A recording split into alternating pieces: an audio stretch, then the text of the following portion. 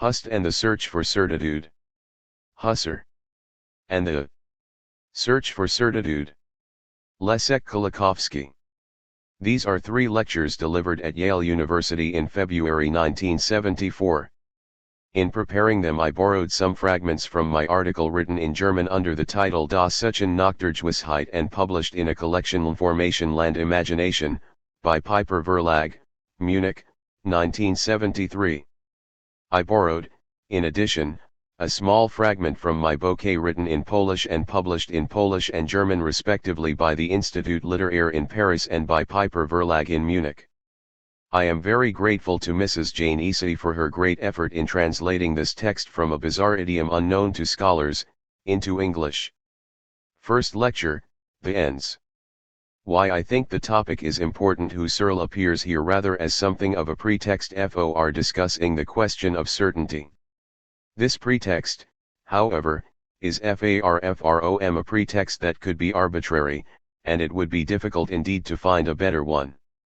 I do not pretend to be an expert on Husserl, as are many people, who analyze every step in his intellectual development, who seize upon even the most minute changes in his formulations, and who try to reconcile everything he said. Neither do I believe, as do some, that if one goes deeply enough into his work, one might be, as it were, initiated into a method of thinking which is absolutely reliable. Without being interested in this kind of inquiry, I do admit that Husserl was indeed a great philosopher because of the extraordinary obstinacy of his endless endeavor, to restore hope in the return to absolutely primordial insight in cognition and to achieve victory over relativism and skepticism. Reading Husserl is often irritating. During his life he piled up a great number of very detailed distinctions and concepts which can easily mislead the reader who is not devoting his life to Husserl studies. Quite often the reader gets the impression that these distinctions are being made on empty material. Quite often phenomenology appears to the reader as an eternal program that is never applied, a method being endlessly perfected, but rarely shown in action. Bergson was probably right in saying that every philosopher in his life says only one thing, one leading idea or intention that endows all his works with meaning. We can grasp such a basic intuition incessantly present in the whole, gigantic effort of Husserl. Like most philosophers, he was writing the same book throughout his life, always going back to the beginning, correcting himself, struggling with his own presuppositions.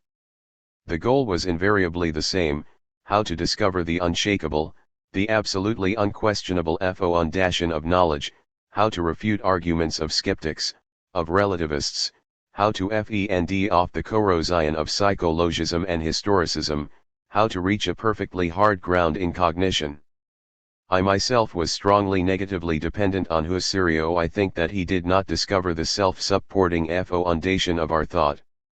But not only was his effort not in vain, I believe that the phenomenology was the greatest and the most serious attempt in our century to reach the ultimate sources of knowledge. It is of the utmost importance to philosophy to ask, why did this attempt fail and why was it bound to fail?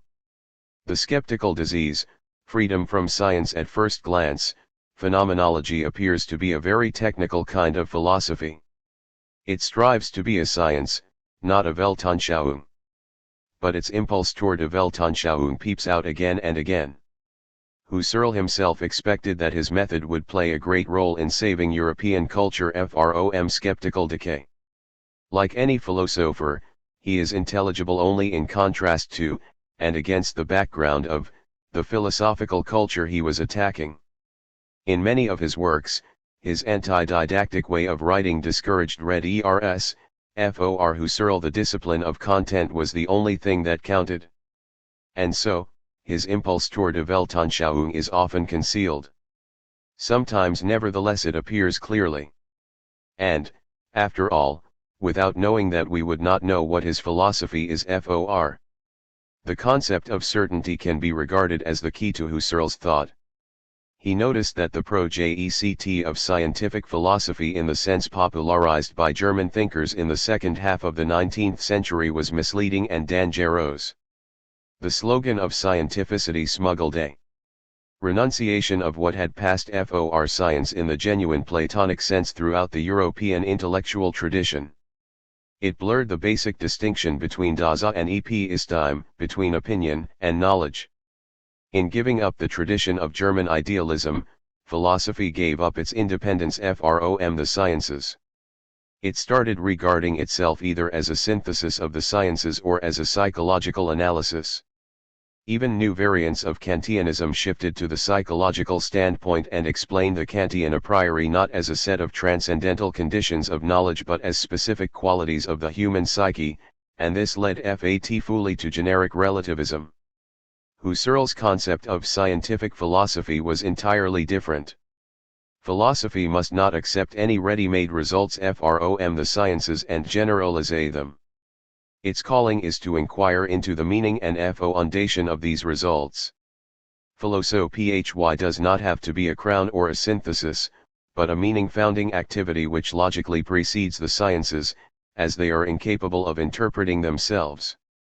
The idea of an epistemology based on a science, on psychology in particular, is revoltingly absurd.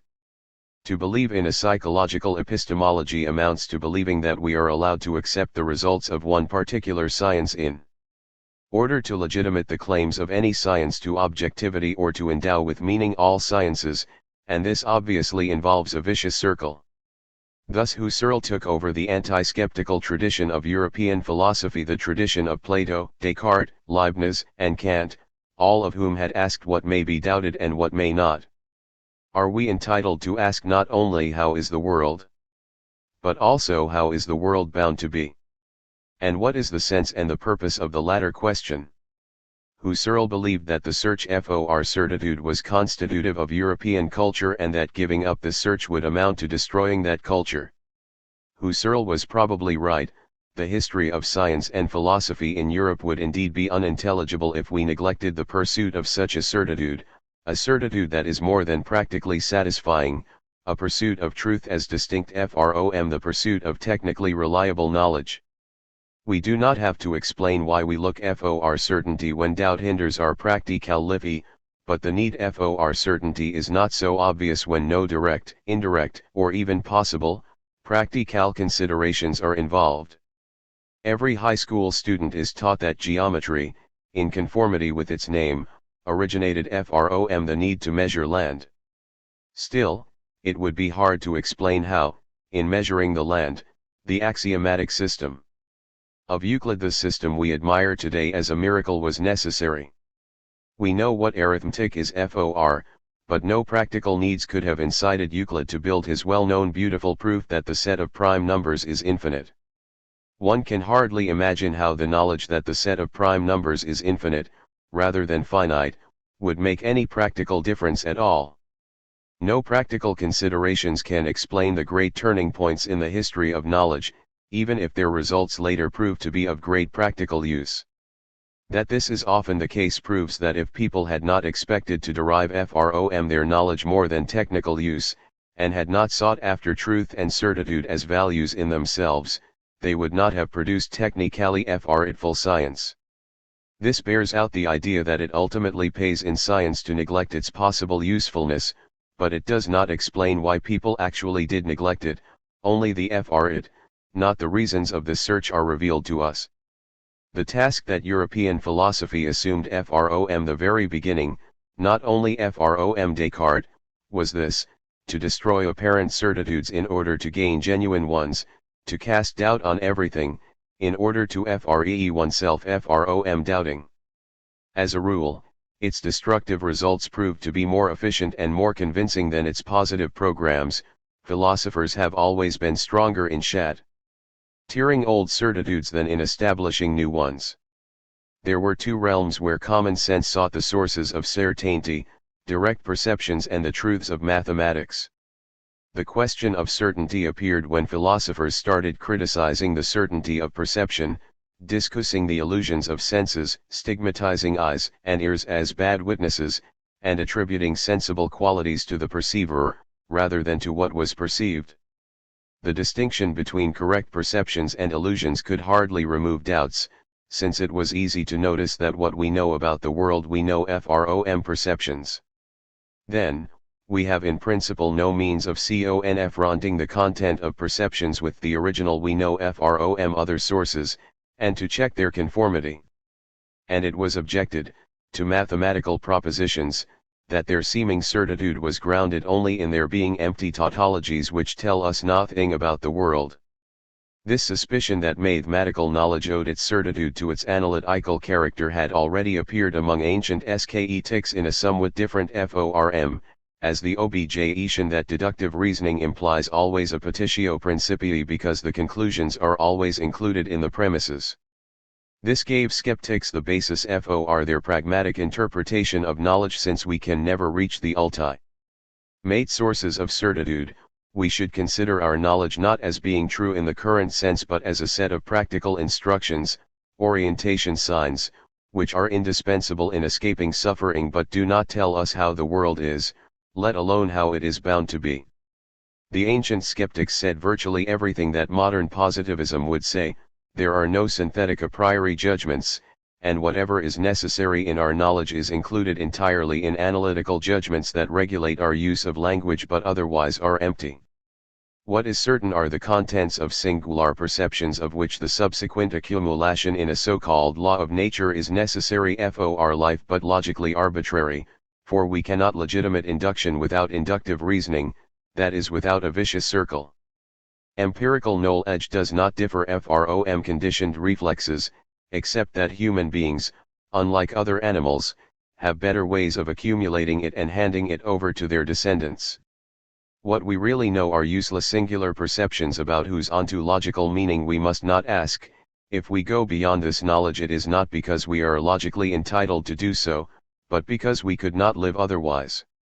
Next to the analytical truths of mathematics and empirical statements that are imprisoned in their hic et nunc, there are only some very important statements of the empirical sciences which have great practical use, but it would be an abuse to call them truth. Since we build ships and boats, we have to behave as if Archimedes' law were valid, otherwise we would drown. But we have no reason to maintain that there is such a lasting property of the world as Archimedes' law. Vain attempts at defining certitude transcendental thought in its various forms rebelled against these irritating conclusions.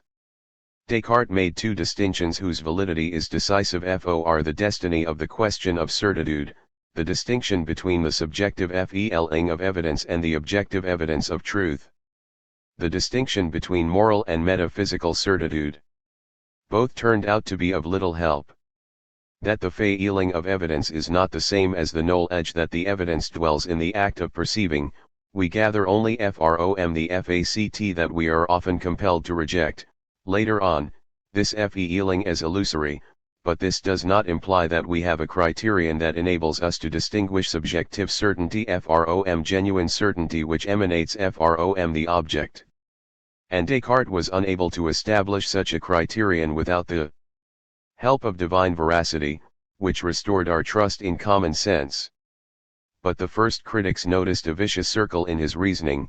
Descartes had made use of the criterion of evidence in order to prove the existence of God, and then he used God to validate the criterion of evidence. We are hardly better off when discussing the second distinction, between moral and metaphysical certitude. We are morally certain of a judgment if it is grounded to such a degree that we may accept it for all practical purposes and use in reasoning. Metaphysical certitude gives quality to judgments which makes them not only practically reliable but apodictically unshakable. Again, to convince ourselves that there are such judgments we have to call in divine veracity. To Descartes, the difference is not one of the degree of probability but a difference of character. For all practical purposes moral certitude is enough. For Descartes, more is required not to improve our technical skills, but to help us discover a meaningful world order and our place in it, and this includes not only the act of cogito but the whole chain of reasoning leading to the divine founder of being. If Descartes had stopped after the first step, after cogito, his discovery would have been sterile. I would know nothing more than I am without being able to say what this am means or to endow this truth with a universal meaning. In fact, cogito can be only expressed in the first person singular, and it would be absurd to say John thinks, then John exists. Descartes himself emphasized that the cogito, in spite of the ergo it contains, was not properly an inference but one indivisible act, an act in which I grasp my own existence as that of a thinking being. It is only after the real existence of God appears as apodictically proven, and with him the meaningful order of the world and the trust in our senses are restored that we know what metaphysical certitude is. But this passage from cogito to God revealed, from the very beginning, so many logical lacunas that the effects of Descartes' efforts turned out to contradict his intentions. His strictures on the reliability of current ways of cognition seemed much stronger than his endeavor to build a firm foundation for a new kind of certainty. The skeptical side operated better than the logically agile reconstruction of the universe in a meaningful order. It is useful to go back to Descartes not because he restored old objections to the reliability of perception and thereby gave the strongest impetus to modern idealism, but because his distinction between moral and metaphysical certitude provided the opportunity to distinguish truth from probability in such a way that probable turned out not to be similar to the truth, not coming closer to the truth, not an inexact, imperfectly grounded truth, but rather the mere appearance of truth, a pseudo-truth. It turned out that once we gave up the idea of an apodictically certain truth, we did not need, and we were not capable of building, any concept of truth at all. Once we are unable to say how the world is bound to be, we are unable to say how it is, either. This was the important result of later positivist criticism. When absolute truth and metaphysical certainty disappear, the truth tout court disappears as well. Once we reject synthetic a priori judgments, the concept of truth is empty. To be sure, the distinction remains between what is acceptable and what is not, but to be acceptable does not mean to be acceptable as true. It means to accord with experience, rather than to accord with the world as it really is. Science needs no more. It cannot endow with meaning the concept of truth as the conformity to things. To measure probability is not to measure the distance from the truth in a transcendental sense as if we knew in advance where the truth resides to assess our distance from it. The very task to reach the truth in the current sense paired self-contradictory, to know about the world in itself amounts to knowing about the world which is entirely independent of the fact that it is being known, i.e. to producing a cognitive situation which does not involve the object of cognition, or a cognitive situation which is not a cognitive situation. This was roughly the result of the way in which Descartes and Hume were interpreted by German and French empiricists at the end of the 19th century, in particular by Mach and Avenarius. They argued that we could not ask about the world without encompassing the world within the very act of asking, and hence the act of asking could not be removed from the content of the question. Consequently, a question related to the independent world could not be put at all, since the very act of questioning established interdependence. To ask about being in itself means to ask how to know the world without knowing it. On this view, the questions of Descartes, Locke, and Kant turned out to be wrongly formulated. Cognitive activity was supposed to reveal its real, biologically determined sense. Cognition is a certain kind of behavior of the human organism, and its function consists in restoring the equilibrium that is constantly disturbed by stimuli from the environment. The predicates true and false are not found in experience. They belong to the human interpretation of experience. All cognitive activity, including philosophical and religious thought, has to be considered as a kind of biological reaction. Cognition is possible, and knowledge is possible, but not the theory of knowledge that would legitimate its claims to objectivity. Why should we think logically? The results of this criticism, in particular the renunciation of truth and certitude in the traditional sense, amounted, in Husserl's eyes, to the ruination of European culture.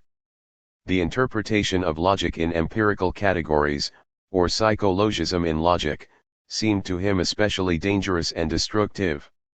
It was natural for him to begin from this question, since the possibility of certainty could not be decided until we know how the formal conditions for the correctness of thought are justified. How do we know that two contradictory judgments cannot be both true? Why do we believe that logical rules are valid or that our thinking ought to comply with them? The psychologism in its radical version consisted in the statements that logic described the laws of thinking, and that thinking was a psychological process. Thus logical propositions tell us how we do think.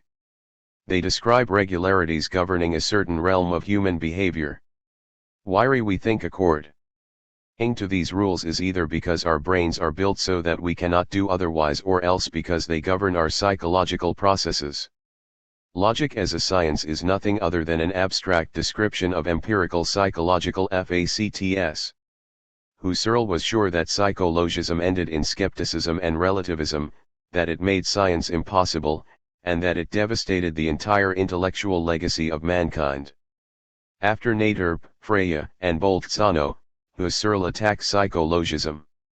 He tried to show that the theory was self-contradictory, that it was based on the confusion of the meaning of judgments with the acts of judging, and that it utterly and absurdly distorted the sense we really ascribe to logic. To followers of psychologism, he argued, the rules of logic, FARFROM being obligatory commands, simply state empirical facts. The consequences of thought, then, are not logical consequences of thought but causal relations between facts of our consciousness. To say that the sentence all dogs are mammals entails the sentence some mammals are dogs does not really mean that anything logically follows anything. It simply displays a causal relation between two acts of acceptance related to these two judgments. Some mysterious natural laws connect these two acts in a causal succession of events. Thus, logical rules are relative, if not to individuals, at least to the human species. Thus nothing prevents us from supposing that they have no universal validity, and they might lose it for another sentient organism. Perhaps they might lose it for us if evolution changes some mechanisms of our nervous system. Perhaps there is a world where rational beings think according to the principle if P, then not P. What is wrong with such an idea? A lot, in Husserl's view. There are, in his criticism, traditional anti-skeptical arguments. The words true and false have a well-defined meaning in our language. Whoever says that a judgment may be true for one species and untrue for another one cannot use the word true in its usual sense, while at the same time attributing to his statement the value of truth in the usual sense. We cannot retain the meanings of true and false while denying the principle of contradiction. To say that some thinking beings do not abide by it means either that they think erroneously, which happens to humans as well, and that people in fact think illogically is not an argument against the validity of logic, or that they live in a world where the truth is not submitted to the principle of contradiction, which thus proves that the word truth cannot there have the sense we give it. The very concept of truth makes it impossible to say here is no truth, for this would mean it is true that nothing is true. However, if the truth has its sources in generic qualities of man, this implies that nothing is true unless it is accepted as such, and this means precisely that there is no truth without humans, that it is true that nothing is true.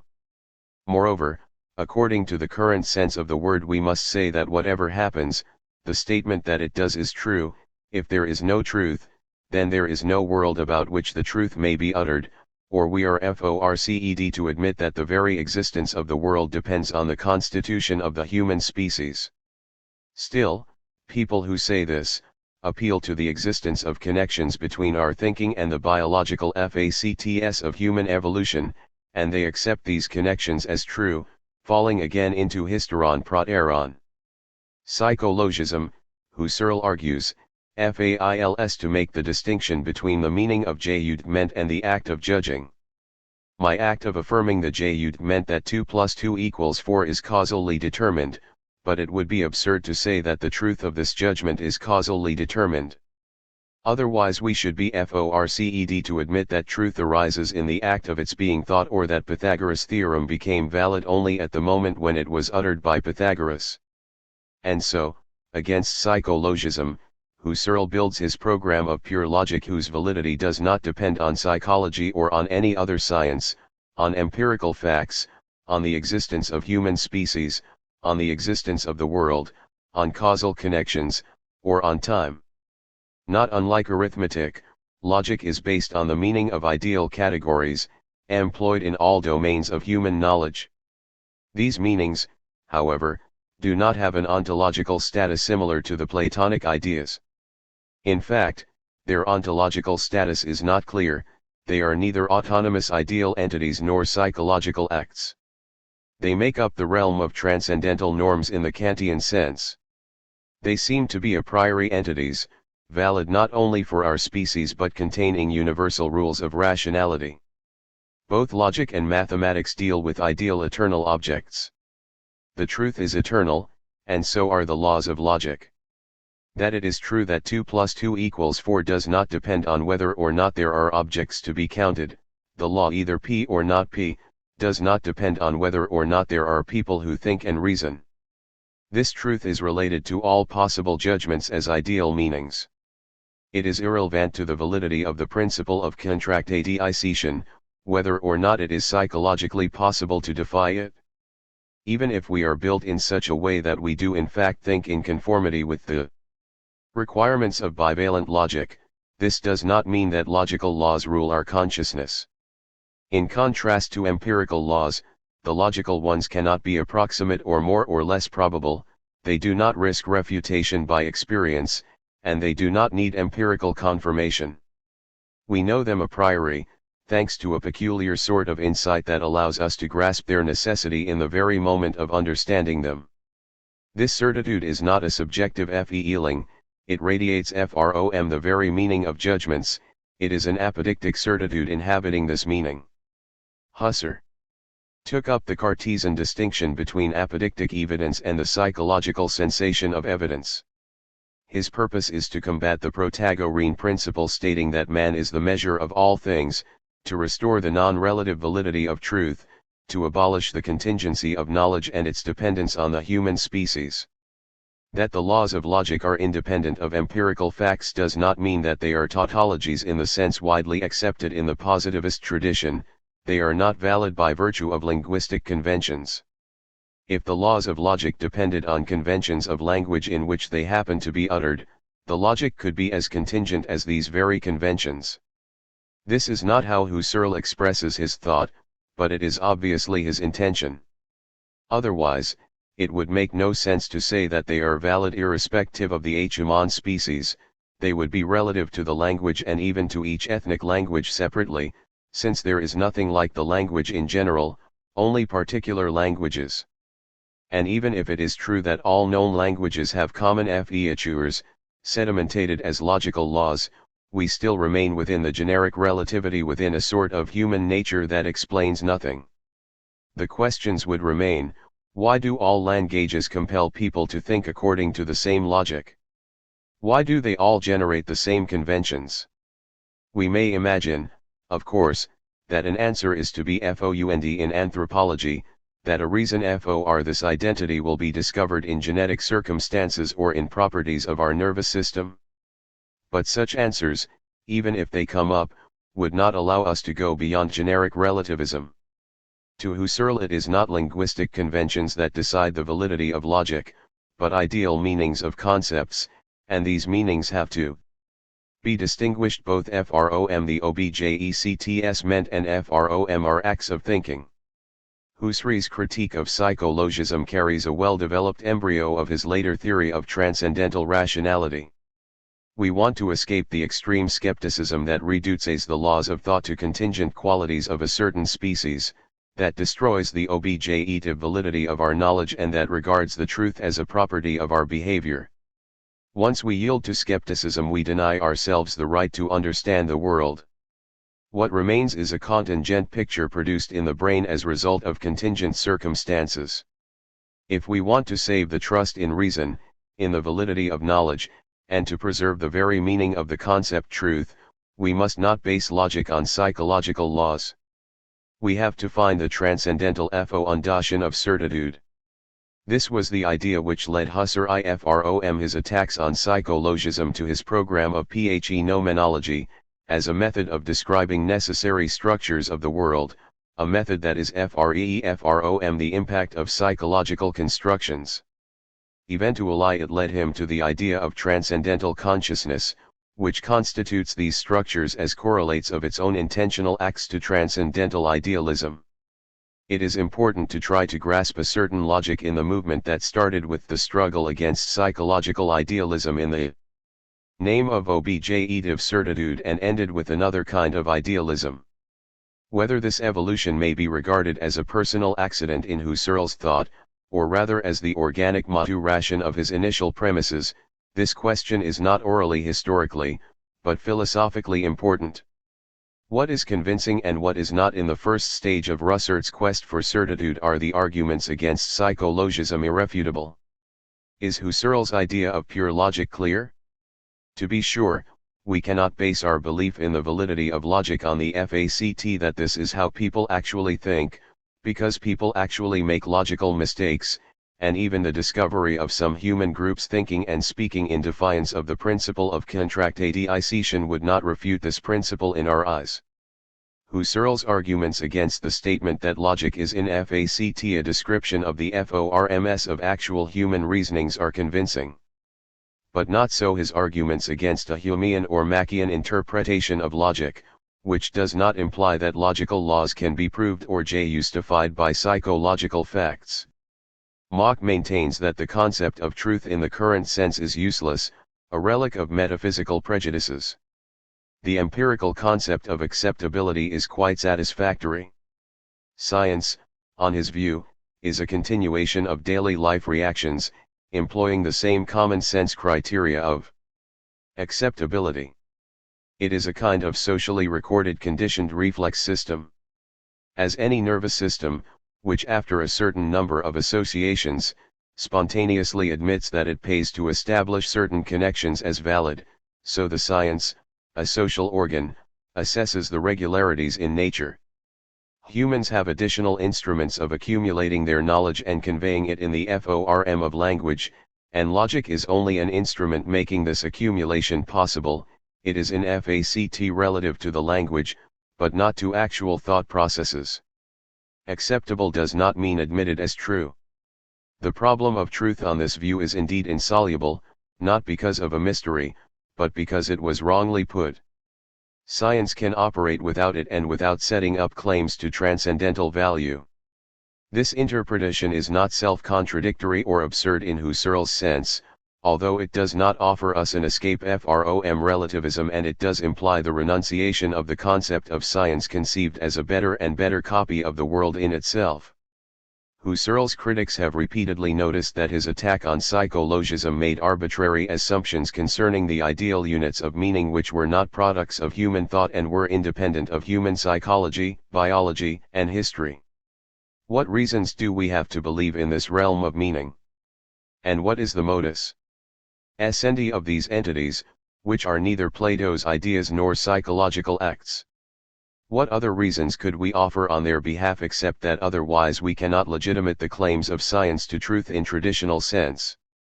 Husserl, not unlike Descartes, failed to provide a clear distinction between psychological and objective certitude.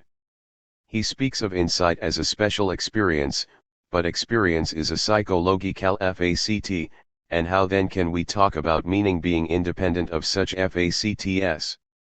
This special experience is no doubt supposed to discover meaning, not to produce it, but how can we assure ourselves that we have reached the proper meaning? The criteria for distinguishing two kinds of certitude are wanting. Probably it will turn out that the ultimate content of experience is not communicable. Certainly, all contents are incommunicable.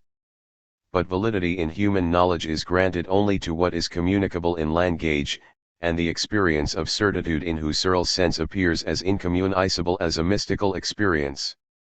Piaget's theory is a psychological interpretation of logic which resists Husserl's arguments. He tried to show how the norms of thinking were being formed, philo and ontogenetically, under the impact of three factors: social communication, practical manipulations with objects in early childhood, and language. We do not know the mind as a tabula rasa. We find some cognitive schemas in earliest behavior, and the mutual pressure of these schemas and of new perceptions produces the socially accepted norms of logic. The principle of contradiction is a necessary condition of any human solidarity and of communication, and this is what makes it a universal norm of thinking. Logical rules have no validity prior to their effective constitution in social life and in thinking, they are created as forms of practical communication among people. The same may be said of arithmetic and geometric concepts. It would be silly to say, according to Piaget, that in nature itself the solar system has 9 planets. There is nothing like nine in nature. The 9 as a possible property of certain systems in the world arises with the presence of 9 in our thought, in behavior, and in language. Logic does not need to be validated in experience, but experience makes possible conceptual instruments that endow logical rules with truth. This is, certainly, a generic relativism which has no discernible philosophical consequences in Piaget's writings. The question remains, how can we overcome generic relativism from within the conceptual work historically produced by our species? How can we validate objective certitude without freeing ourselves from dependence on our biological and historical conditioning? The controversy between the psychological and Husserlian interpretations of logic is the controversy between empiricism and the belief in transcendental reason. After Leibniz, Husserl's philosophy was the strongest argument in favor of the statement that from the empiricist point of view the concept of truth is useless, and so is the concept of science as the search for truth. Adversaries of the transcendental approach do not like to accept this conclusion. When Popper argues that in the development of science we can, on empirical grounds, eliminate certain hypotheses as contrary to experience, and that such an elimination never establishes the rival hypotheses as true, he should draw the conclusion that we never are able to exclude the possibility that our knowledge of the world is made up entirely of false statements. However, if that is so, it makes no sense to talk about the development of science as a movement closer and closer to the truth.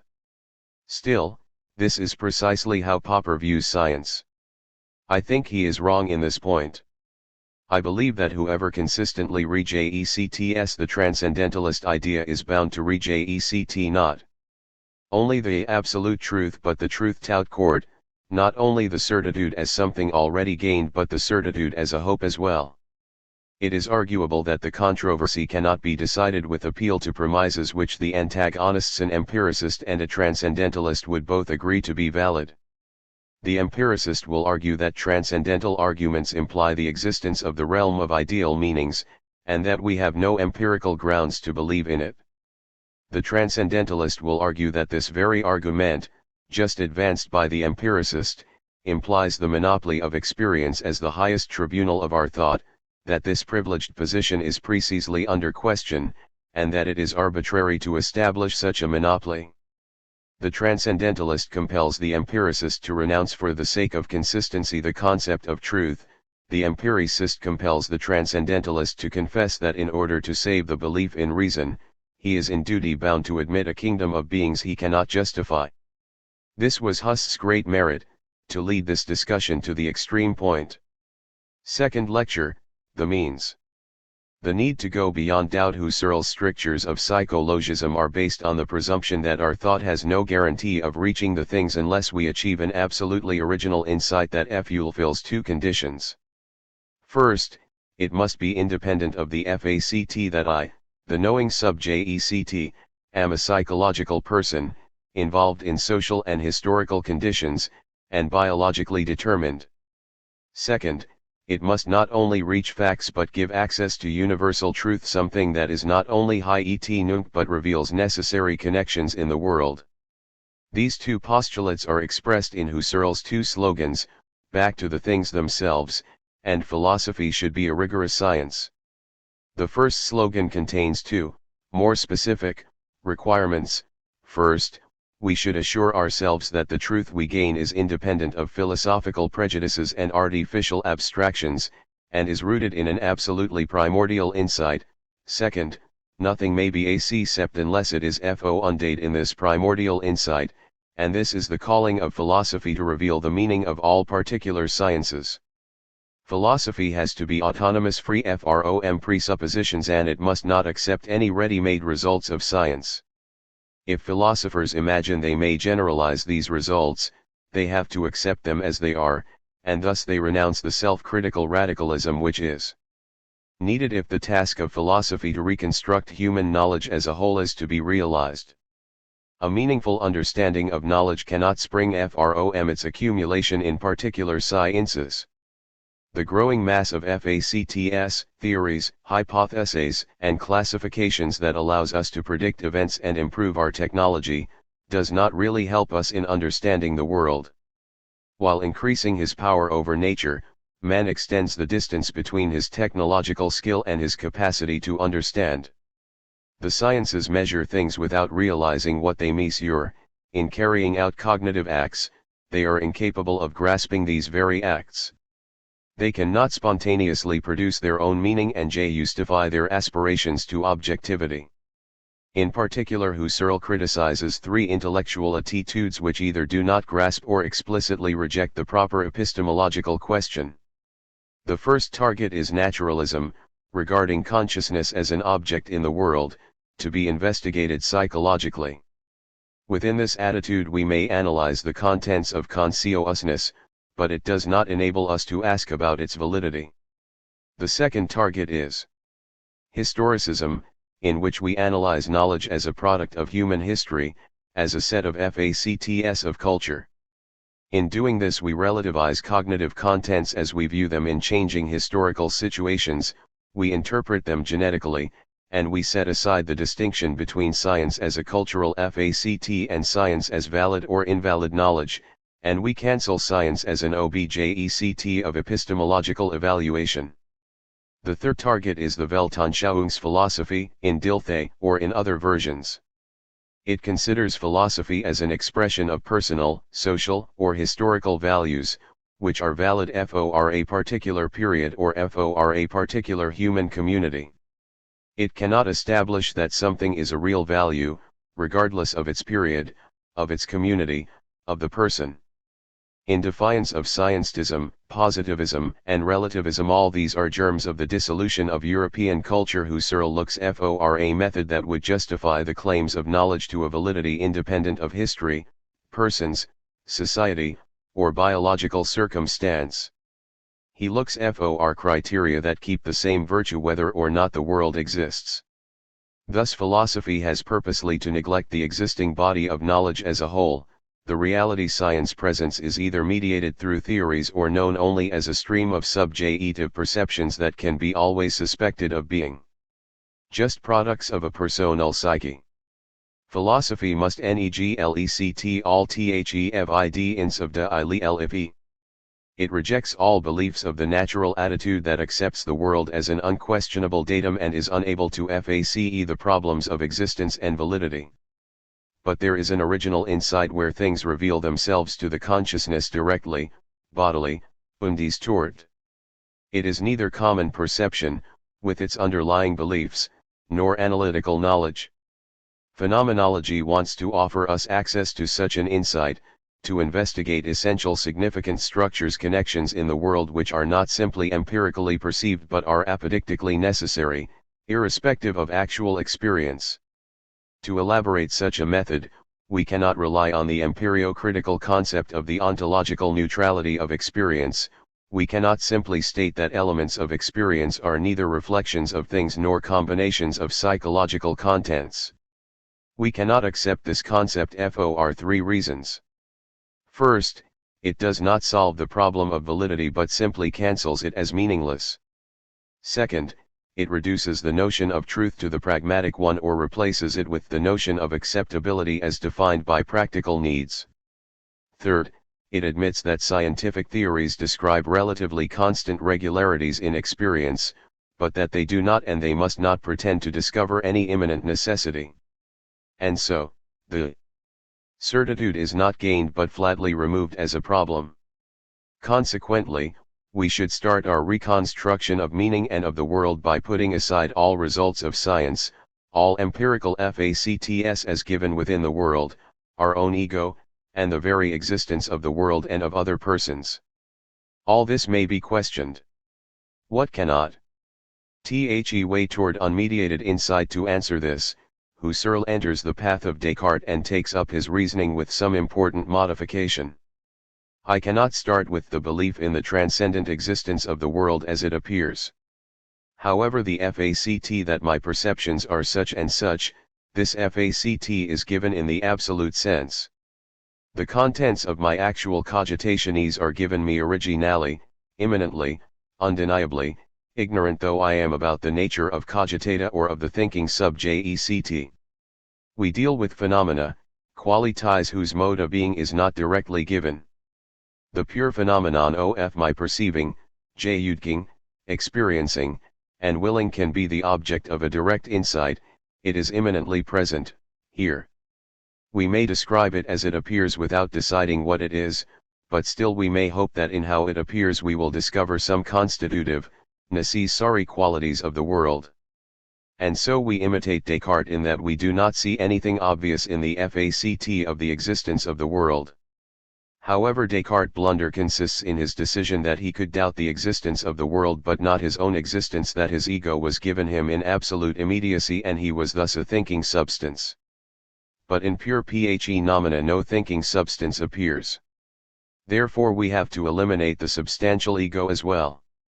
Such a purification of the field of consciousness from any existence, this transcendental reduction, is the first and necessary operation on the way toward certitude. It frees me from all prejudices of common sense, in particular concerning the existence of both the world and the subject. Both are suspended or put into brackets or endowed with the epistemological zero indicator. We neither negate their existence nor even doubt it, we simply put the question provisionally aside. We suspend any transcendence, anything going beyond the pure phenomenon of cogitatio.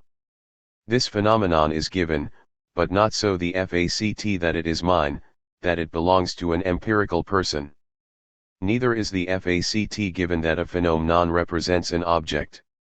All alleged evidence, all realities of daily external bodies, my own body, myself, constructions of physical, social, and mathematical sciences, all these are cancelled for the time being. Within such a purified field, I know neither the world nor consciousness as belonging to it, I know only phenomena as intentional correlates of my conscious acts. The world before and after the reduction does not differ in content, only in my attitude, in the meaning of transcendence which I use to attribute to it. The very term transcendental is not sufficiently explained in Husserl's writing. At one point he says that the reduction is transcendental, which means that it cancels the belief in transcendence. In most contexts, saying that knowledge is transcendental means precisely that its validity is independent of the fact, that it is experienced, accepted, or not, by biologically, psychologically, historically, socially defined subjects. Thus the function of the reduction is both negative and positive. What remains after the reduction are the contents of phenomena and the place where they appear, or the transcendental, not non-empirical ego, the pure subject of cognition, the recipient of phenomena, something having none of the properties usually attributed to psychological subjects, and retaining, nevertheless, the intentional relation to its object. The act of cogitatio and its content, noesis and noema, have to be distinguished, but they are both only given together. An object is an object only to the ego is always directed toward an object. The world, so reduced on both sides, can be investigated and can reveal to us the secret of the meaning of our knowledge. Within it we also may start reconstructing the world of values. The dichotomy of facts and values, of descriptive and value judgments, is cancelled. After the reduction they are equalized as phenomena, our ed color is as good a phenomenon as love or sacrifice. The dichotomy is inescapably from the empiricist's standpoint, as is the question of how values may be inferred from facts, but in the phenomenal world after suspension of ontological questions it vanishes. So phenomenology promises to overcome not only epistemological but ethical relativism. The reduction seems to be conceived as provisional. We decide neither on the reality of the world nor on its priority over consciousness, yet we do not say in advance that these problems cannot come back or that they are insoluble or meaningless. The question remains open, whether and how what we achieve within the phenomenal world will appear to be valid for the real world. Briefly, we leave open the possibility that the brackets will be taken away. However, we should ask if it is true, if, within Husserl's program, we will ever be allowed to take off the brackets without crossing out the results of the reduction. Thus the direct intuition or the unshakable evidence to which such a reduction gives us access seems at the start limited in its aspirations, but it soon turns out that its aspirations are limitless. We uncover, Husserl maintains, a new unquestionably sphere of being where nothing is excluded from inquiry and where everything gives certainty. We describe phenomena as they appear, and we try to grasp their structures. Our descriptions, though apodictic, are never complete and similar in this to natural, naive perception, but they enable us to see directly such connections of things that once we grasp them, we know that it cannot be otherwise. We really hold the necessity. Descartes, although on the threshold of transcendental subjectivity, did not reach it. He decided that the substantial ego is what resists all doubts, and he retained it as an intact piece of the natural world. Once we remove even this piece, we deal with meaning, of which the world reference is unknown and not asked. The world appears as the phenomenon of the world. Doubts about transcendental reduction: is such a suspension of existence practicable, and what does it imply? Husserl is right in saying that Descartes tried to save ego as something from the world, as an irreducible remainder, and that he provisionally took the solipsist standpoint. This is what Husserl objects to him: we ought to exclude all existence in order to reach radical insight. Do we understand what that means? It may be argued, as Kant did, that existence is not a real predicate, at least when related to the world as a whole. To carry out the reduction, we first have to understand what the existence of the world means in the absolute sense. Do we? When we ask whether a thing exists, we ask whether it belongs to the world, whether it is a part of the world. We grasp existence only as belonging to the world. This is why the meaning of the question, "Does everything exist?" is utterly obscure. When we deprive everything of the predicate of existence, nothing changes, nothing at all.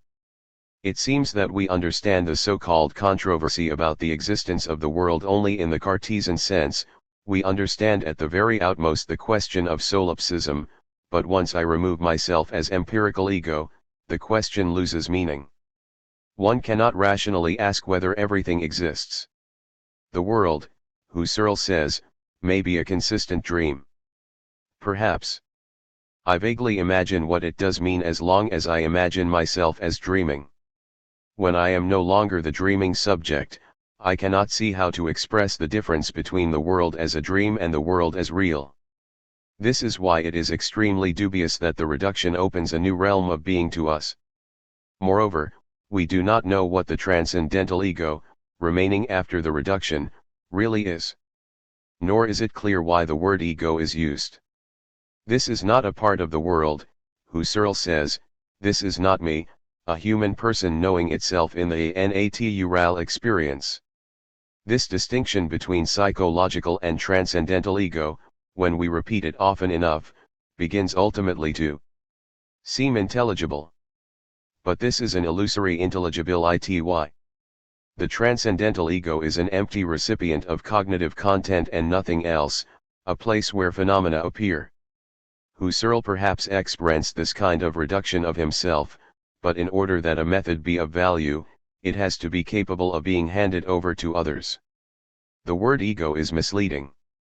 To say I exists is ungrammatical, and so is the saying the I exists, since I is a pronoun and not a noun. It is as simple as that. We avoid the difficulty by using a Latin word ego, but this is a verbal trick. Certainly, many investigations can be, and in fact are, pursued in all the sciences without asking questions about the ontological status of the objects. But this is not what Husserl means, since such investigations cannot bring us any certitude. The ontological question is simply neglected and not consciously put out of mind along with a careful purification of the field of perception. It seems that the pursuit of certitude should imply, in Husserl's view, the explicit statement that certitude excludes all existential prejudices. And the question arises, what is this certitude about, and how can it be communicated? The search for universals. The answer lies in the next step of the Husserlian method, eidetic reduction. If the description of a phenomenon grasped only its actual hic et nunc, we would have a certitude, but this certitude would be scientifically worthless. The task of phenomenology is not to describe a singular phenomenon but to uncover in it the universally valid and scientifically fruitful essence, or esdos. The eidetic insight, however, is not a procedure of abstraction, but a special kind of direct experience of universals, which reveal themselves to us with irresistible self-evidence. We do not presuppose any separate, autonomous kingdom of ideas, and we remain within transcendental consciousness. Still, our insight is irreducibly to singular perceptions, and so is its noema. We do not simply generalize, abstract, or neglect some sides of objects to extract the universal. Husserl rejects the traditional empiricist theory of abstraction, which implies that direct experience always deals with singularity, while the process of abstraction is nothing but an economizing symbolic notation purported to record some actually important common qualities of many objects. Such a theory implies that any abstraction is as good as any other, that each concept is properly built if it can be applied to the purpose for which it was created, and that all criteria of selecting qualities are equally correct and all produce a sort of practically useful distortion. This theory implies in addition that knowledge of universals does not add anything to the experience of individuals, it has no autonomous cognitive value, and it does not reveal in the world anything that would not be included in particular perceptions. To Husserl, on the contrary, universals are not inferred from individuals but are given directly, bodily.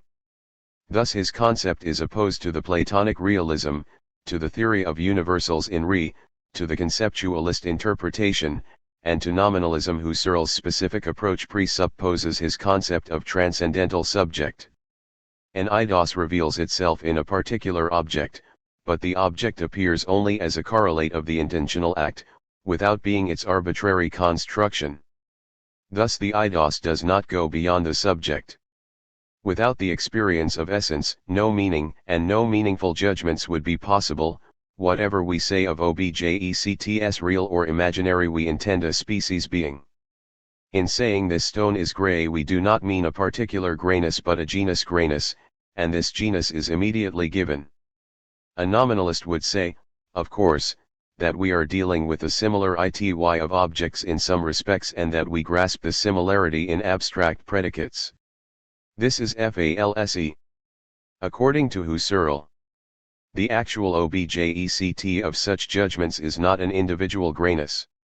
We cannot state the similarity without knowing previously in respect of what the objects are similar, and then we have to do not with the similarity but with identity.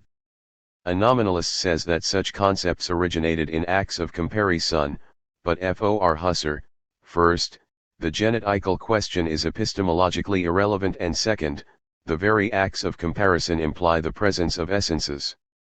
And so when empiricists argue that we confront similarities of things in different respects, we should ask, what makes it that this and that similarity are both similarities? The answer is their similarity to the genus similarity.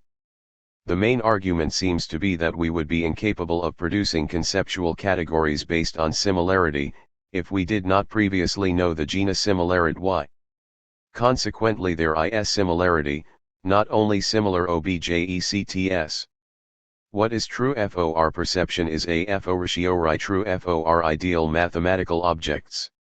Thus the essences, though they appear only within the insights of individuals, of examples, are irreducible to individuals, they are timeless and spaceless. Even in grasping an object as an individual, we imply that we conceive it as a particularization of something universal, and so the individuality itself, when it is the object of our intention, shows the eidos. It is in the perception itself that we catch the meaning of being read, and there are no things which would be read in general, since redness has many shades. The same applies to grasping the meaning of being colored, and no object is colored in general. And so it is with perceiving the fact that whatever is colored is extended. This is not an analytical sentence, nor a linguistic compulsion. Once we say this, we know that it cannot be otherwise and that we recognize a necessity of things themselves, this necessity being valid irrespective of whether or not real things exist.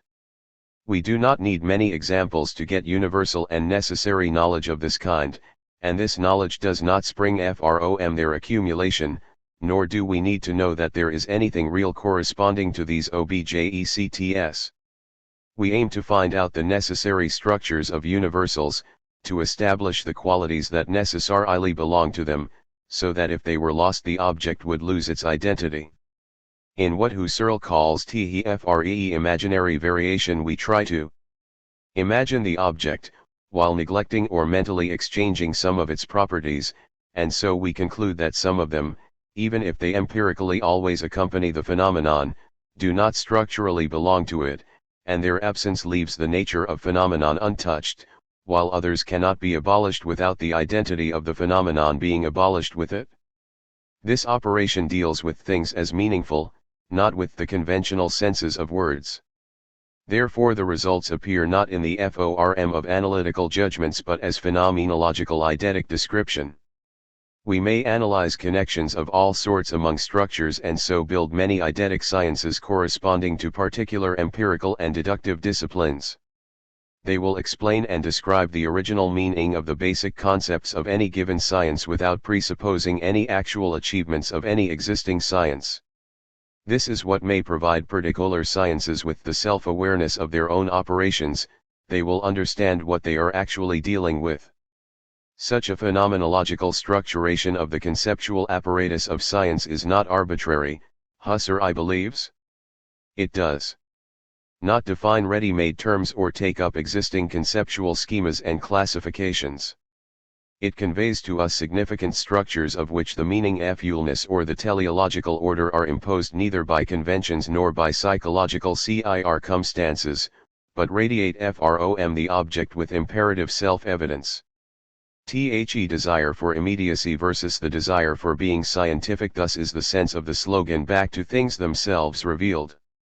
It means be act to universals, but to universals that are not produced arbitrarily or for the sake of convenience and do not make up a separate realm of being. It means, back to universals as direct objects of intellectual intuition.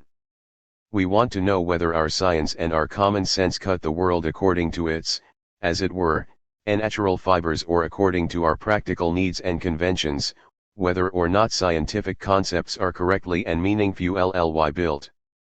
Husserl is a Platonist insofar as he believes in the natural classification of things. But this kind of inquiry does not properly belong to any particular science. No object is excluded in advance from such an inquiry. We may pile up and classify phenomena infinitely. My intuition might be vague, but I can direct my attention toward vagueness as a property of my intuition and get at a clear insight of vagueness, and then I can study the act of perception as vague, and then the clear act of perception directed toward vagueness, and so on. And everything depends ultimately on the quality of the original insight in which things reveal themselves. We aim at non-analytical certitude. How can we assure ourselves that we have a genuine certitude? Phenomenology provides no answer. Either you have insight or you do not. And then the question arises, how this certitude can be communicated. In trying to answer, we come across a clash between the two basic slogans of phenomenology, be act to things themselves and philosophy should be a rigorous science. That an inquiry is rigorous implies that it can be communicated. We must be able to convey its content in words so that whoever understands us reaches the same certitude. This is not the case with phenomenology. Certitude is in the act of insight, not in discourse.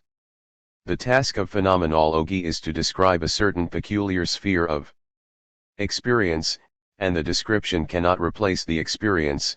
At best it can make it easier for another person to achieve a similar insight.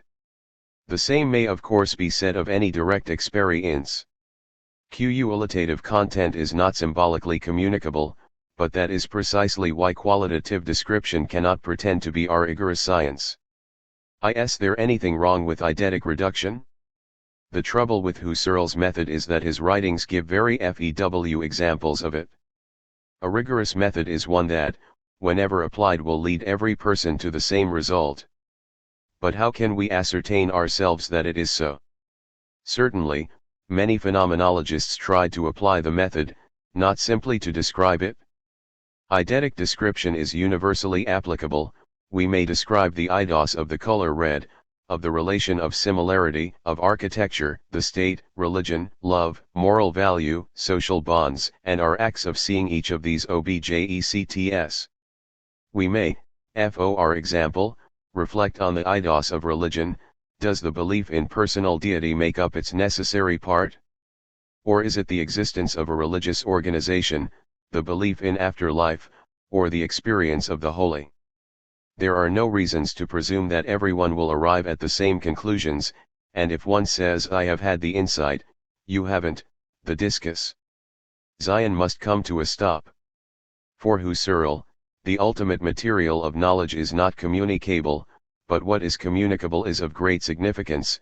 The skill of a phenomenologist does not consist in remembering ready-made truths but in a constant effort to purify one's own consciousness from naive stereotypes and beliefs of daily life, from the apparent evidence of science, from habitual and misleading concepts, or from the blurring of the distinction between the facts of experience and its content.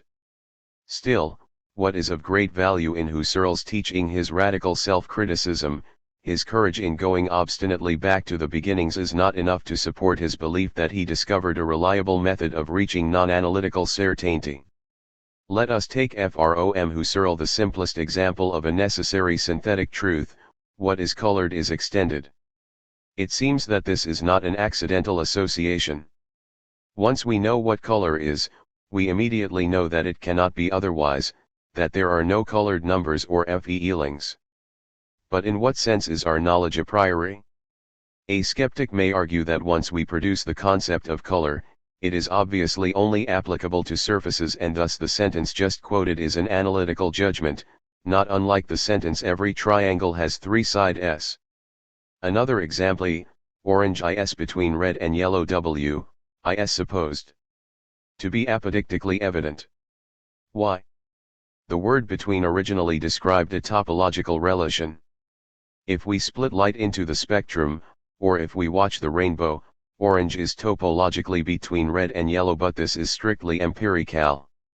In another sense, the statement can mean that we get orange when we mix yellow and red paint, but again, there is nothing a priori in this. I may deny that the statement is apodictically obvious. A phenomenologist, in such a case, can only answer that I am stupid, and that is the end of the dispute. It is arguable that many of Husserl's remarks to the effect that in our perception and imagination we directly grasp something universal are well founded. Perhaps the sense of this universality is different from what he thought. The idea that there are atomic perceptions out of which concepts are subsequently extracted has been often criticized, not only from the phenomenological point of view. It is convincing to say that a meaning, consequently a universal, makes itself part of the perception. A baby does not see the same thing that an adult when it looks at objects and is ignorant of function and place in the purposeful order. Adult perceives objects as endowed with meaning, and he does not add the meaning to his perceptions. When I see a car, I see a car and not a colored surface that I interpret separately as part of a purposely organized universe. When I look at a text in an alphabet unknown to me, I do not see what a person who can read it does, and I do not perceive differences that he sees directly. His understanding of the text converges with his seeing into one single act. Everyone agrees that perception is selective, because it is under pressure from biological and social circumstances. This does not entail that we experience essences, only that our experience is culturally conditioned, by language among other f-8ers.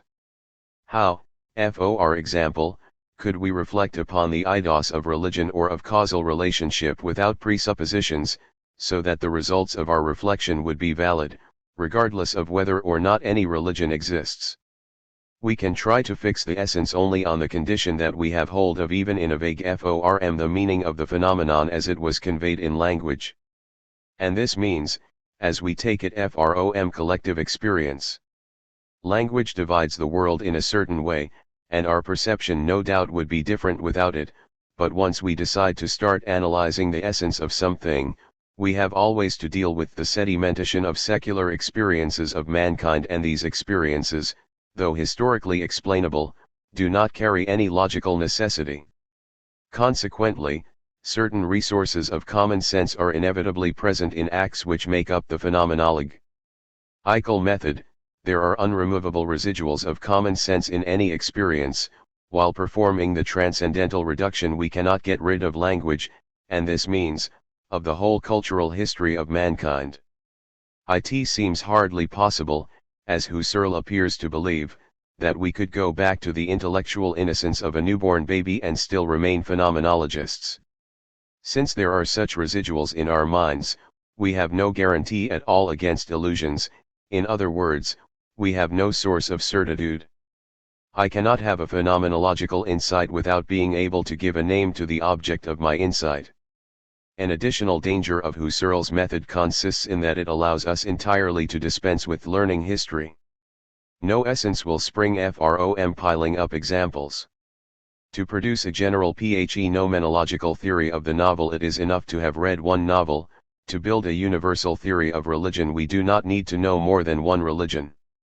This is perhaps one of the reasons why phenomenology does not seem to have contributed to making inquiries in human sciences more rigorous. Instead, it made speculation easier. Husserl certainly posed questions of paramount importance to the humanities. How do we know that our concepts are properly built? Is our cutting of the world arbitrary, guided by practical considerations, or does it fit in the real network of relations? As long as we are unable to answer such questions we do not know what, if anything, our thought grasps or whether it is more than a practical instrument. Still, we have no universally valid criteria to catch meaningful structures. The need for such criteria has been strongly felt in the humanities and has resulted in many attempts, dependent or not on phenomenology. The trouble is that for these questions everybody has a different insight, which itself proves that we are from apodictic certitude. It would be fair to say that the destiny of Husserl's project was similar to that of Descartes. His pars des ruins turned out to be stronger and more convincing than his belief to have discovered an original well of certitude. This seems to be the common lot of philosophers. Third lecture. The ACHI evidence.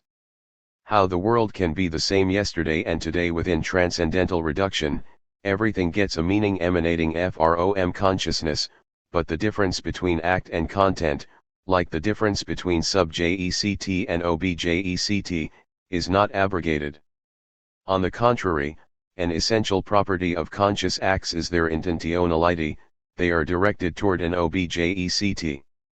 Brentano, who defines psychological phenomena as intentional, was incapable, in Husserl's view, of abandoning the psychological approach because he failed to distinguish the psychological ego from the transcendental one.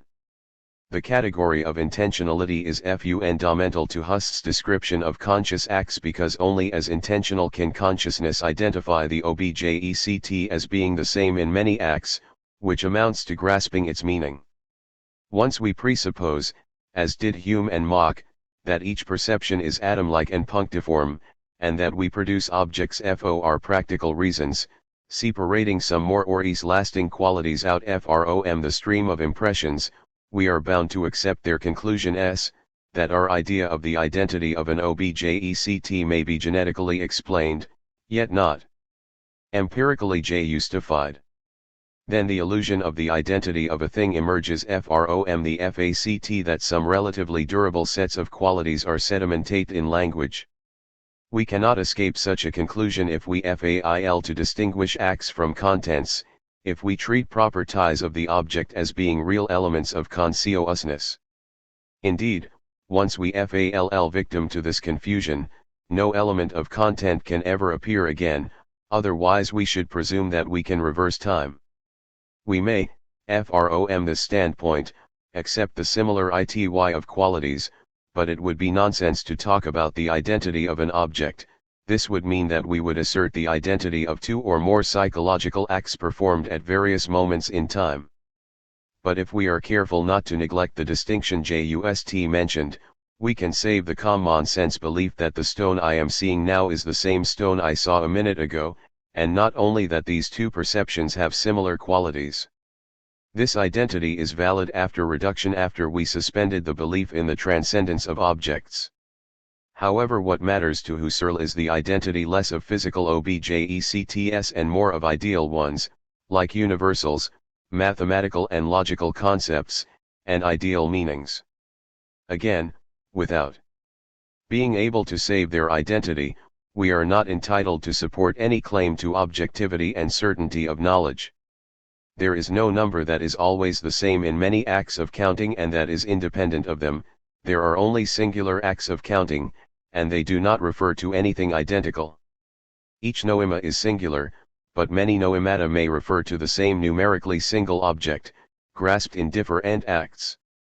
This, however, is possible only if perception is not punctiform, if every intentional act contains the actually perceived, temporal continuity of experience. Every cogito, when it moves toward the cogitatum, is not as a tabula rasa, but as an act of synthesis, which ties raw data in the continuous world of phenomena. Internal time consciousness is the form of synthesis, and it is through this that I grasp the object not as a part of consciousness but as an objective meaning. This is the inalienable feature of intentional operations, that each subjective process has a horizon of reference. Any actual experience includes really the potential one, and this both in temporal and in spatial aspects of things. When I see a thing, my intention is directed toward not perceived aspects. That an object has THIRD is not an intellectual assertion but an actual element of the movement of intention. The same has to be said of time aspects. Within the intention itself there is the retention, a horizon of the past, an experience of the backward-facing continuity, and there is the protension, the anticipation of the thing as of the future one. There is no time punctiform cogitatio, no perception limit to the pure actuality, each is stretching forward and backward beyond the field of actual ity. This is what reveals an object as being the same. Consequently, this is what makes us able to find out the meaning and the reference of the object to the eidos. And thus has the second blunder of Descartes been uncovered. Descartes not only wrongly believed to have had direct access to the substantial ego, conceived as a part of the world, but he believed, no less wrongly, that a non-intentional cogito was possible, that he could observe his own consciousness as a pure act of cognitatio without cogitatum. For intentional analysis, however, there is no pure act of cogito without an object. And since we performed the reduction, the priceless conquest of this method, the cogitatum is given as directly as the cogito. We did not abolish the object, but we did abolish any mediation between act and object. The identity of the object, consequently, appears with the same certitude as the identity of the transcendental ego. The world as an achievement of consciousness. However, it turns out soon that the intentional movement of consciousness not only identifies objects but constitutes them as well. Here we approach the controversial topic of the meaning of the standpoint Husserl himself called transcendental idealism. Still, the concept of constitution remains vague. It is not a creation ex nihilo, rather it is an act of endowing the world with meaning. In transcendentally reduced consciousness, however, each act of reaching the object is an act of supplying it with meaning, Any sense is the product of constitution, including, in particular, the sense of an object as an existing one. Existence itself is a certain sense of an object. Consequently it would be absurd, for Husserl, to say that an object exists independently of the meaning of the word to exist independently of the act of constitution performed by the consciousness. The question is whether the passage to idealism was rooted in the very starting point of Husserl's philosophy, or it was a result of the philosopher's personal evolution, which could have gone another way. Phenomenology can certainly be, and INFACT was, defined in various ways. For Husserl, however, it included transcendental reduction. So we may ask, is the reduction really ontologically neutral? Is it only a method, or does it, as a method, decide ontological questions? Is it reversible? Will the attempt to found the objectivity of knowledge in locating them within transcendental subjectivity, will it ever permit us to take off the brackets from the transcendent world? Will not these brackets appear to be eternal f-eaters, tying forever the world with the reduced subject? To be sure, there is no theory of constitution in the logical investigations. It may be argued nevertheless that the passage to idealism from 1907 onwards, without being a logical conclusion from the early theory of meaning, was the only consistent solution to the same problem which these early writings began to face. The theory of constitution implies that any being has validity only so far as it gains meaning in the acts of transcendental consciousness. The very concept of an absolute, self-supporting reality, not related to consciousness, is absurd and self-contradictory. Objects are sedimentations of creative acts of consciousness, the latter being the ultimate source of their crystallized shape. From this moment on, the brackets imposed on the problem of existence become an indestructible wall. How did it happen? By virtue of what logic did Husserl, starting with attacks on subjectivism, come to the conclusion that objectivity could only be achieved within transcendental consciousness, that no rationalism was possible unless based on consciousness as the only one self-grounding real ity?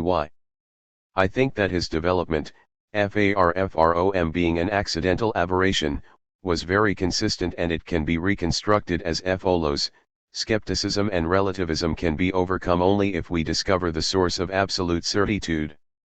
This certitude can be gained where we do not need to worry about the bridge from perceptions to things, where there is an absolute immediacy, where the act of cognition and its content are not mediated in any way, where we simply cannot ask how we know that our acts reach the content as it really is, where the content is absolutely transparent to the subject or is immanent.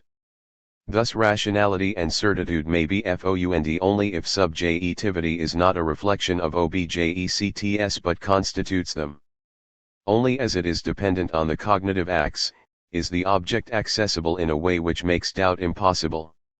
In the course of time Husserl repeats for transcendental consciousness all the traditional arguments of empirical idealism, from Fichte to Avenarius. After reduction, the world is a meaning, things and other people are constituted phenomena, the predicates existing and non-existing refer to what is meant and only as such. The predicates true and false refer to acts of intention. The property of existing or not existing is correlated with acts of verification and nullification based on insight. On the basis of this insight, the object is immediately intuited, is given originaliter, or given in the mode itself there. It keeps its identity, I can go back to it. The world is not what is actually perceived, it is an infinite potentiality, but a potentiality of consciousness. The ego is not a substance, it is actual only as directed towards something, the ego is known only as the substratum of acts, but ego and object together have no other name, which encompasses them both, than transcendental consciousness. In this decisive argument, all the old idealist patterns recur: there is no truth independent of the knowledge of truth, but the saying this or that happens is equivalent to the saying it is true that this or that happens. Consequently, to say that something happens independently of the consciousness means that a judgment can be meaningful and true, irrespective of whether there is a consciousness, which is absurd, since meaning, and truth a fortiori, are relative to the consciousness. And so is any possible object of truth. Whatever we can talk about meaningfully, is meaningful, and therefore to say that a certain object is independent of the possibility of uttering a judgment on it, amounts to saying that we are talking about something we are not talking about, an obvious contradiction. Ultimately, everything goes back to a version of the traditional tautologies. We cannot think about something that is not being thought. Nothing can be an object of a judgment that is not an object of a judgment. Once we talk about something, we make it an object of judgment. Thus, to be independent of the consciousness is a self-contradictory concept. Husserl came to conclude that realism is self-contradictory, and if we cancel consciousness, we cancel the world, and that consciousness alone can have a self-supporting existence. This traditional reasoning does not end in relativism, precisely because Husserl believed to have discovered a consciousness which is not in the world but is entirely independent of empirical consciousness, the empirical world, human psychology, biology, and history. The insight that this consciousness provides is liberated from all ties with the world. Certainly we should always say that in Husserl's view what is related to me is existence for me, but I am not allowed to talk meaningfully about existence without implying the existence for me. This is why the reduction is not a temporary suspension which we might hope to abrogate later. It prevents me from talking about the being that is not related to consciousness. Indeed, it makes utter nonsense of such a concept. There is no way back from reduction except for the return to naive, natural, and uncritical attitudes, which cannot carry any certitude. Once we begin the quest for certitude, we cannot go back without nullifying all results of the reduction. There is no logical possibility of founding a non-idealist epistemology within the phenomenological project. Husserl, in contrast to Kant, believed that the transcendental conditions of knowledge encompass everything, both the form and the content of perception. There is no dualism of contingent hyle and rational organizing forms. The constitution is all-embracing, and there is no faticity or contingency left over. Still, ego has no existence independent of its having objects, it somehow constitutes itself while constituting objects. It keeps its identity, and it can go back to its earlier perceptions. In the search for cognitive necessity, we find consciousness as the only necessary being, the only causa sui, and this is because only consciousness is absolutely given to itself. This reasoning reveals the destiny of all attempts to reach absolute certainty. Writings on Husserl often emphasize that his concept of insight has nothing to do with Bergson's intuition, that it is Cartesian rather than mystical. The difference appears obvious from first glance. For Bergson, intuition is a kind of intellectual auscultation that brings us into the interior of the object and allows us to commune with what is unique, consequently inexpressible in the object. It is an act in which consciousness identifies with an object which previously was entirely outside and independent of it. No such intuition may appear in Husserl. But there is a more profound affinity between them, not only in their goal but in their procedures as well. For both philosophers it turns out that ultimate certitude can be achieved ante in immanence and that the ultimate content of this certitude is incommunicable. To achieve certitude I have to have an insight consisting in a perfect, unmediated convergence of act and content. The insight cannot be replaced by a verbal message which by definition is a mediating device. And so, in Bergson and Husserl, intuition has the basic features of a mystical experience and is just as incommunicable. Husserl's rationalism is mystical because whatever is communicable in words is mediated, and certitude is based on the fact that to the consciousness its own act and its content cannot be subjected to doubt.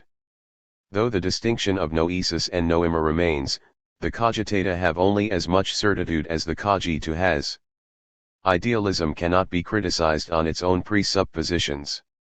Husserl says that as long as we keep staying in the natural attitude we are unable to ask the transcendental question, how can we go beyond the island of consciousness? Since we treat ourselves as already being I and the world, we cannot put ourselves in the questioning position, and thus we prejudge the problem of existence. But a similar argument may be applied to Husserl. Once I perform the suspension of existence on his terms, I prejudge the problem as well, and I cannot ask the transcendental question how can I leave the island? Since it is already known that I will never leave it. Here the discussion must stop. Once we consent to put the question of the bridge, we are committed to idealism.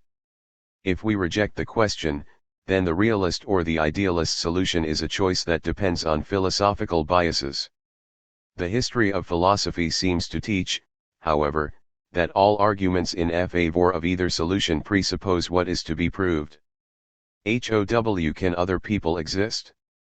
If the subject who wants to discover the eidetic necessity and to restore the meaning of the world is bound to remain within his own limits, if transcendence itself is a meaning constituted in the ego, the problem of solipsism and of the reality of alter ego naturally arises.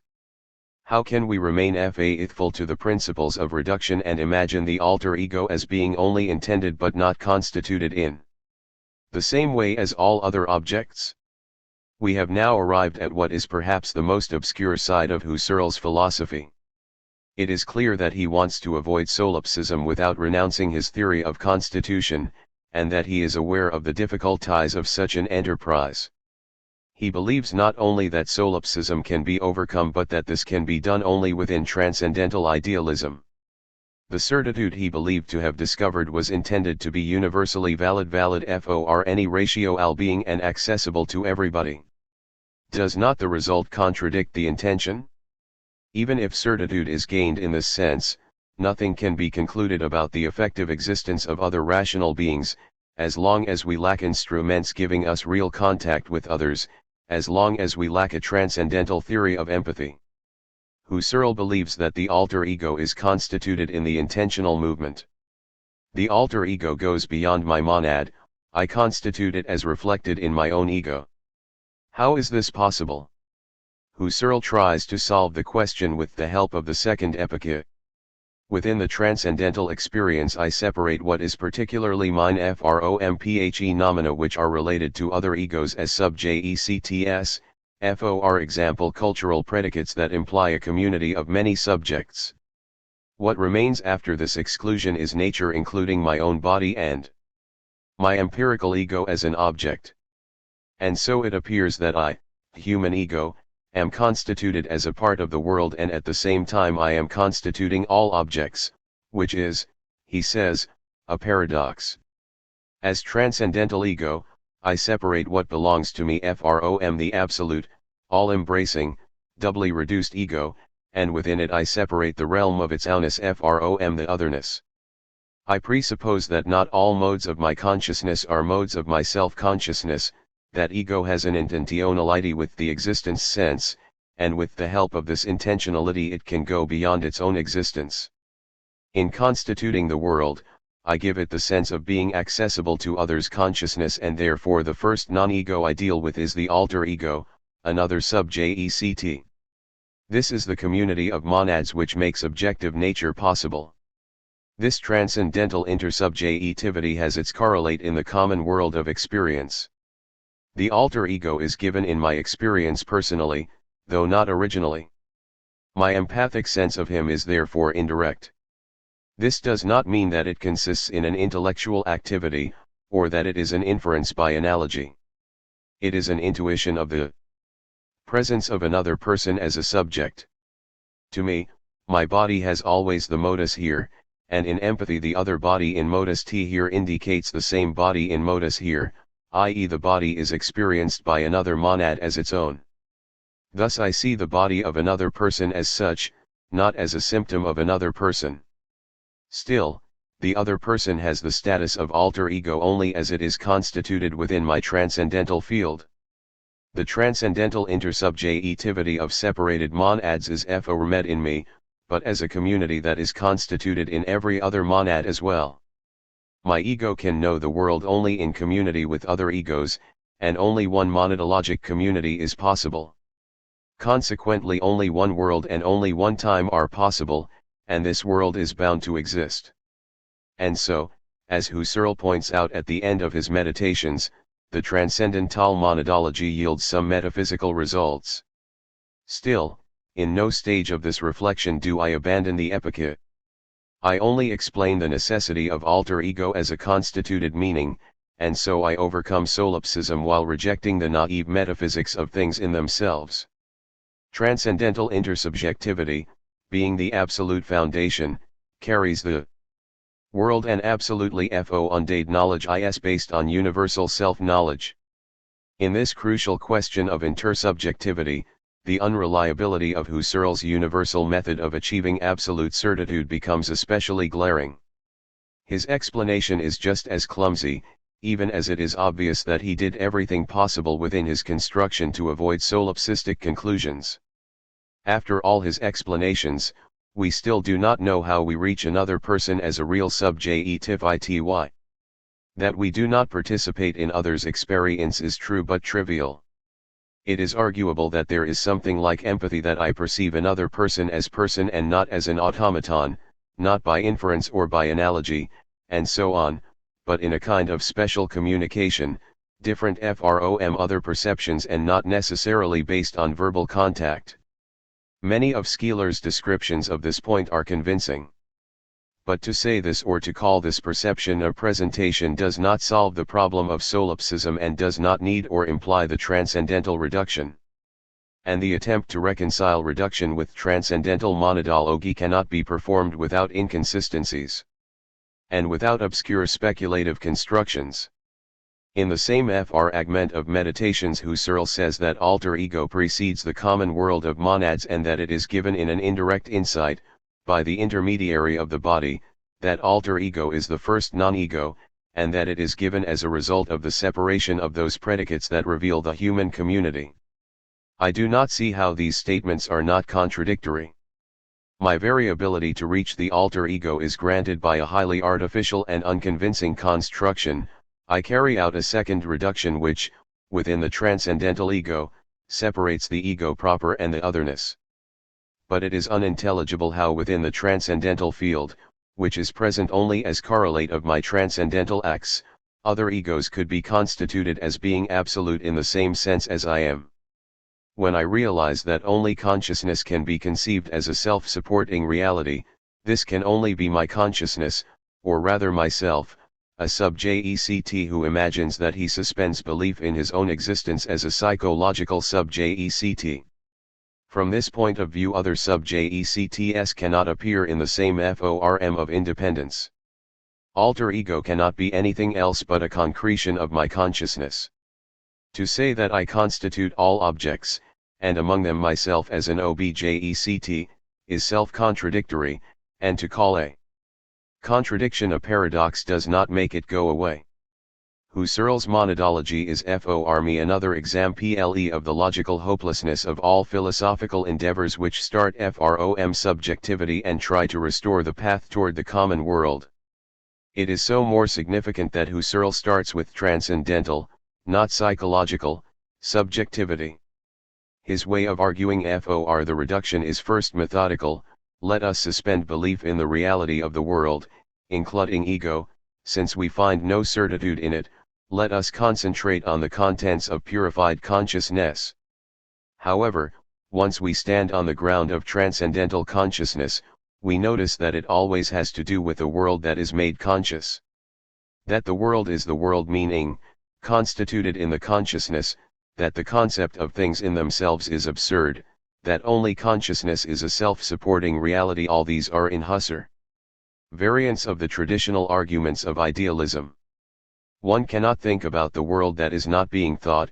Once we think about the thing in itself, it becomes an object of thought, and thus the concept of the thing in itself, of a thing that is not an object of thought, is self-contradictory. This argument is irrefutable because tautological. Therefore Husserl's philosophy bears out Gilson's critique. if we start with the immanent world, we will end in the immanent world. Once we accept the idealist's way of asking, we accept his answer. Idealism cannot be overcome on the basis of its own question, on the basis of cogito. The problem of the bridge is insoluble, there is no logical passage.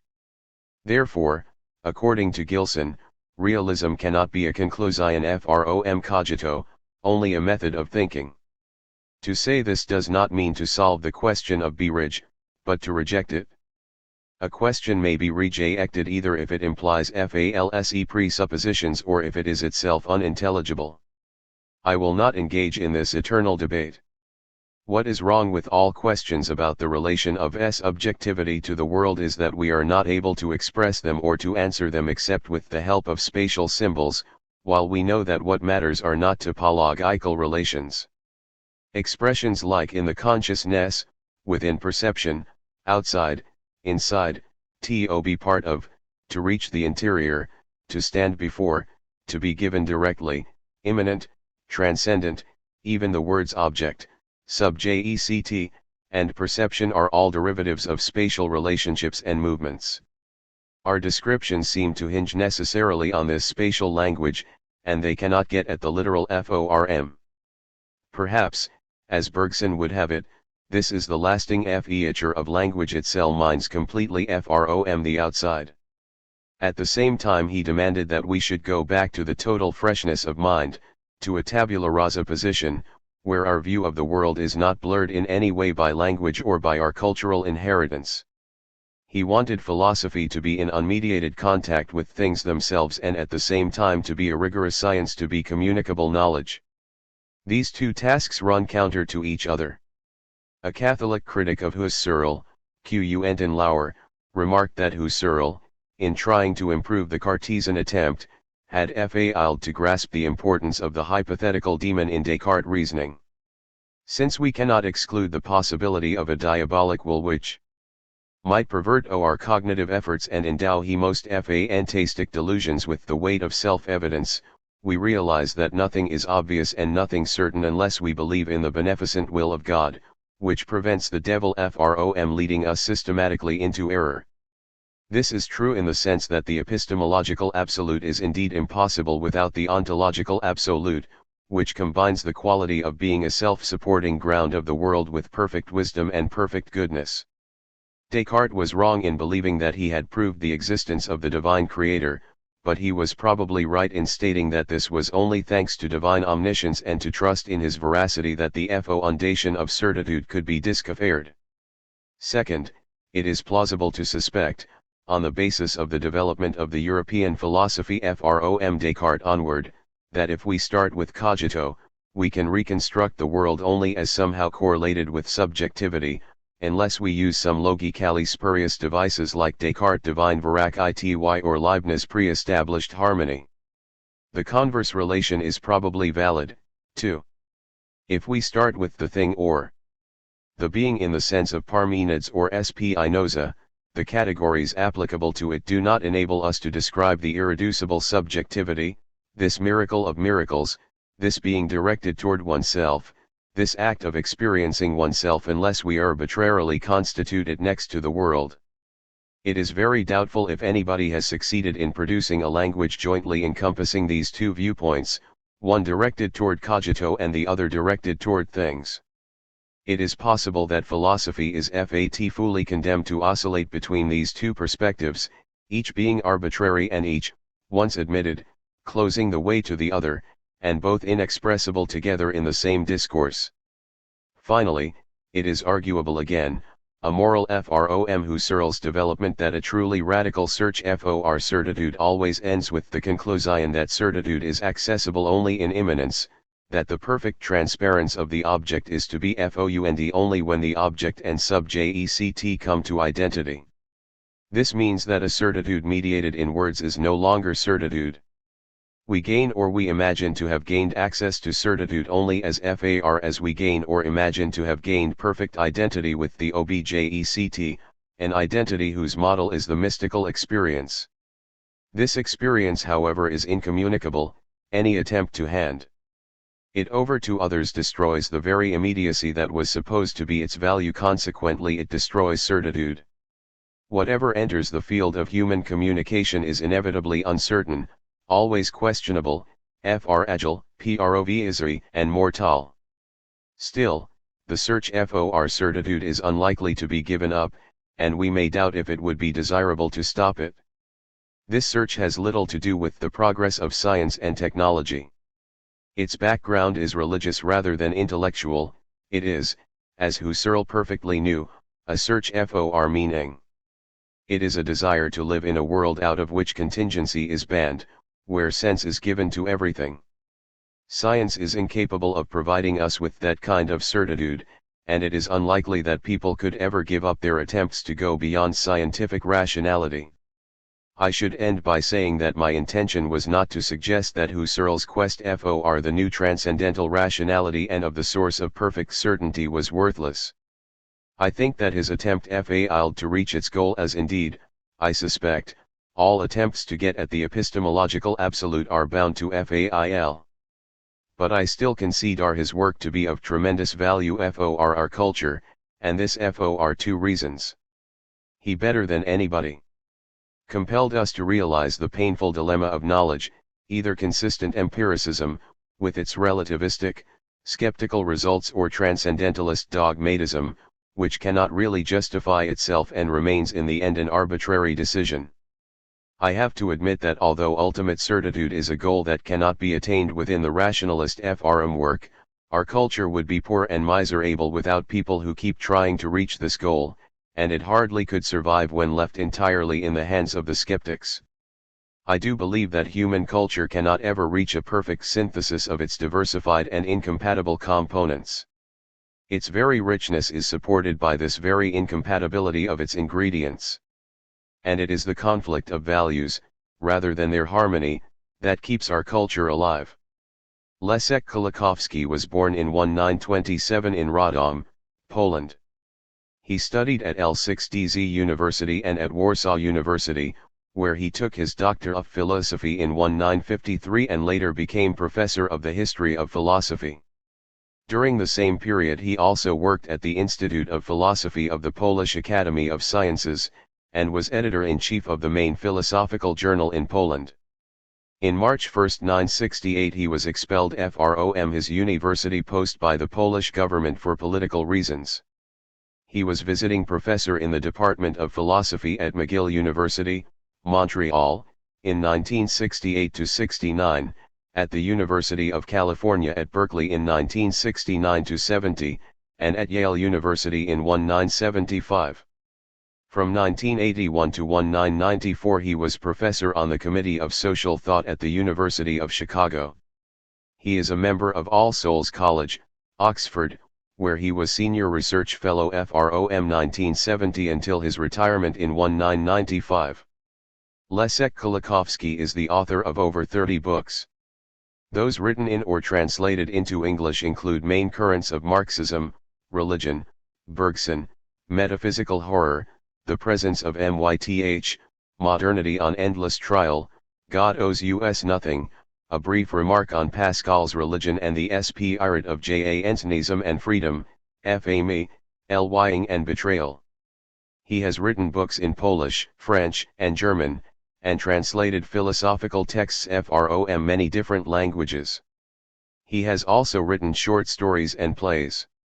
He is a Fellow of the British Academy, the Académie Universelle de Cultures, the Academia Europea and the Bayerische Academie der Kunst, a Foreign Fellow of the American Academy of Arts and Sciences, and a member of the International Institute of Philosophy, the Pen Club, the Polish Academy of Sciences, and philosophical associations in Britain and Poland. He has been widely honored, and has received the Jerzy Prize, the Friedenspreis Deutschen Buchhandels, the Prix Européen de l'Essai, the Premium Erasmianum, the MacArthur Fellowship, the Jefferson Award, the Prix Tocqueville, the Premio Nonino, the Prize of the Polish Pen Club, and 6 doctorates honoris causa.